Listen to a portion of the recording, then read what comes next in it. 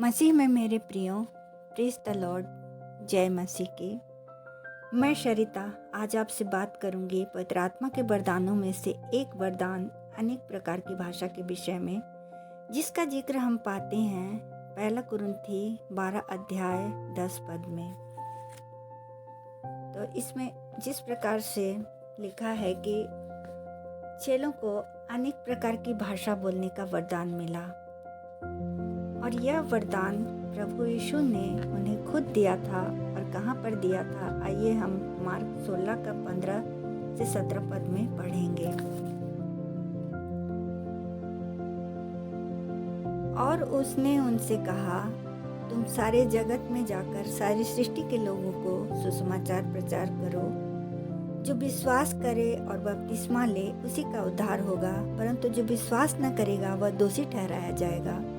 विश्वास करने वालों में ये चिन्ह होंगे कि वे मेरे नाम से दुष्ट आत्माओं को निकालेंगे और नई नई भाषा बोलेंगे।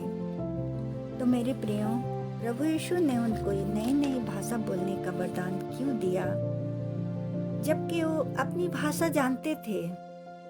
उनकी भाषा इब्री थी, वे भी यहूदी थे।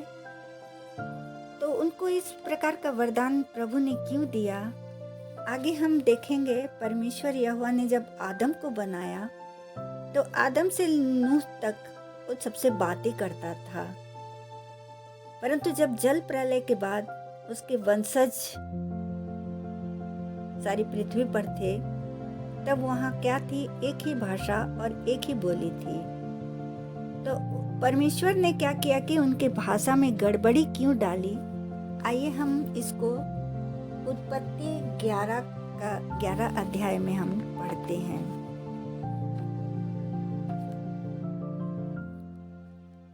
सारी पृथ्वी पर एक ही भाषा और एक ही बोली थी। उस समय लोग पूर्व की ओर चलते चलते सिनार देश में एक मैदान पाकर उसमें बस गए। तब वे आपस में कहने लगे, आओ हम ईंटें बना बना के भली भांति आग में पकाएं।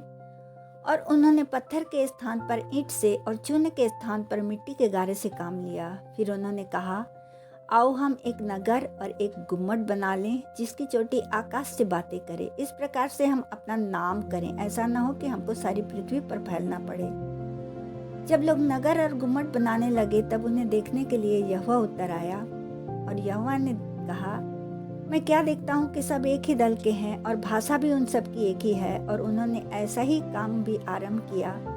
और अब जो वो कुछ करने का प्रयत्न करेंगे, उनमें से कुछ भी उनके लिए अनहोना ना होगा। इसलिए आओ हम उतर के उनकी भाषा में गड़बड़ी डालें कि वे एक दूसरे की बोली को ना समझ सकें। इस प्रकार यहोवा ने उनको वहाँ से सारी पृथ्वी के ऊपर फैला दिया और उन्होंने उस नगर का बनाना छोड़ दिया। इस प्रकार उस नगर का नाम बेबीलोन पड़ा, क्योंकि सारी पृथ्वी की भाषा में जो गड़बड़ी है वह यहोवा ने वहीं डाली, और वहीं से यहोवा ने मनुष्यों को सारी पृथ्वी के ऊपर फैला दिया।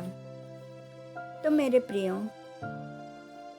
आज सारी पृथ्वी के लोग जो अपनी अपनी भाषा और बोली बोल रहे हैं, यह वही भाषा है जो गड़बड़ी वाली भाषा परमेश्वर ने सारी पृथ्वी के लोगों को गड़बड़ा कर रख दिया, क्योंकि वो लोग ऐसा काम कर रहे थे। वो लोग परमेश्वर के पास पहुंचने के लिए इस प्रकार से गुम्मट बना रहे थे, जबकि परमेश्वर ने उनकी भाषा में गड़बड़ी डाल दी।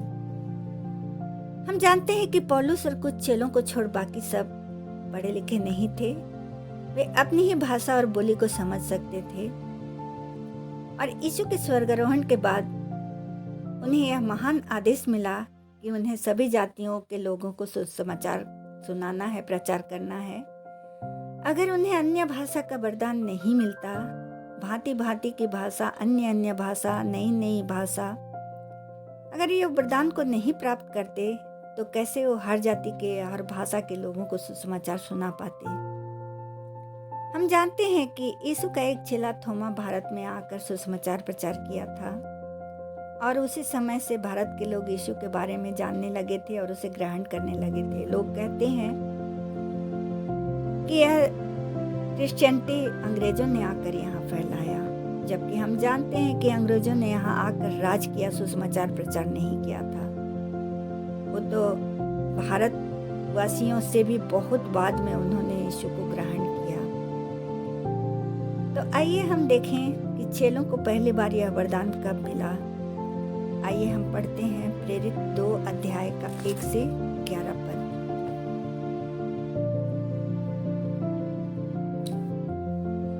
जब पेंतिकुस्त का दिन आया तो वे सब एक जगह इकट्ठे थे।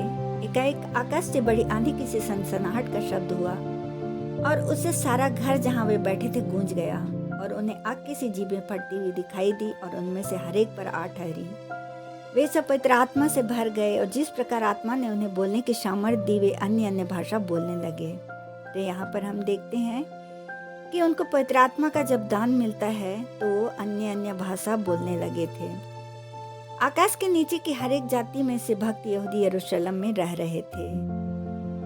जब यह शब्द हुआ तो भीड़ लग गई और लोग घबरा गए, क्योंकि हर एक को यही सुनाई देता था कि ये मेरी ही भाषा बोल रहे हैं। वे चकित और अचंभित होकर कहने लगे, देखो ये जो बोल रहे हैं क्या सब गलीली नहीं? तो फिर क्यों हम में से हर एक अपनी अपनी जन्मभूमि की भाषा सुनता है?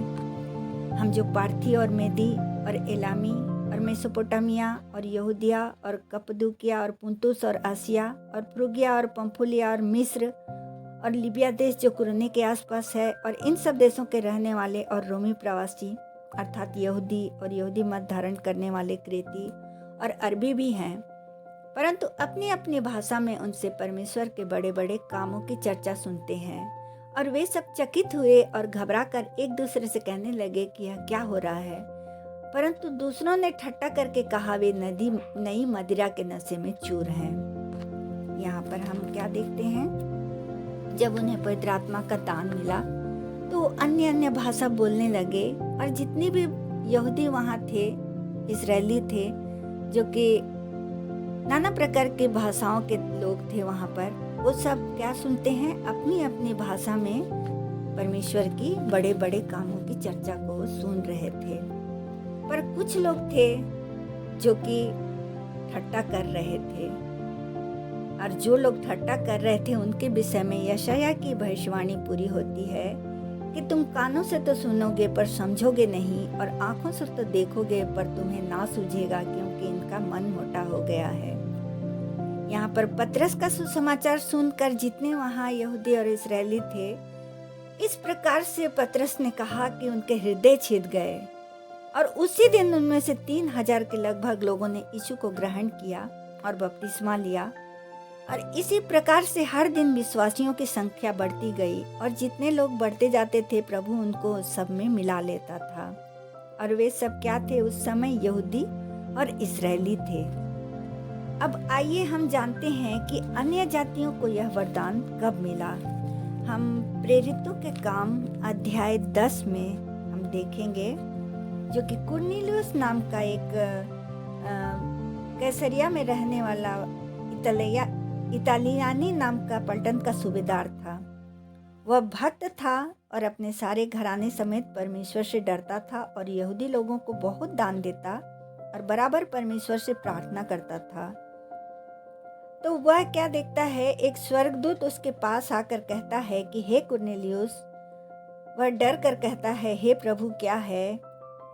तब वह स्वर्गदूत कहता है, तेरी प्रार्थनाएं और तेरे दान स्मरण के लिए परमेश्वर के सामने पहुंचे हैं, और अब याफा में मनुष्य भेजकर शमौन को, जो पतरस कहलाता है, बुलवा ले। तब वह कुरनेलियुस अपने दासों को, अपने लोगों को भेजता है पतरस को बुलवाने के लिए।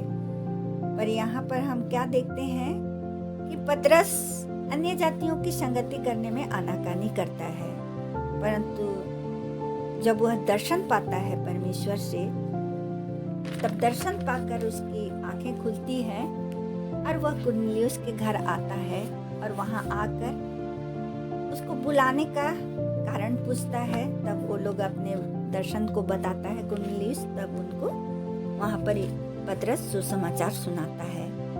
और पतरस तो प्रभु यीशु के साथ ही था, वो गवाही भी देता है किस प्रकार से यीशु ने सारे दुखों को सहा, मनुष्य जाति के लिए किस प्रकार से वह क्रूस पर अपने लहू को बहाया, सभी बातों को वह बताता है।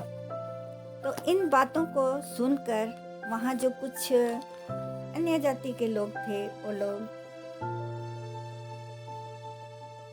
क्या हुए कि हम यहाँ पर थोड़ा देखते हैं कि अन्य जातियों पर पवित्र आत्मा उतरना 44 अध्याय से हम 46 अध्याय तक पढ़ेंगे।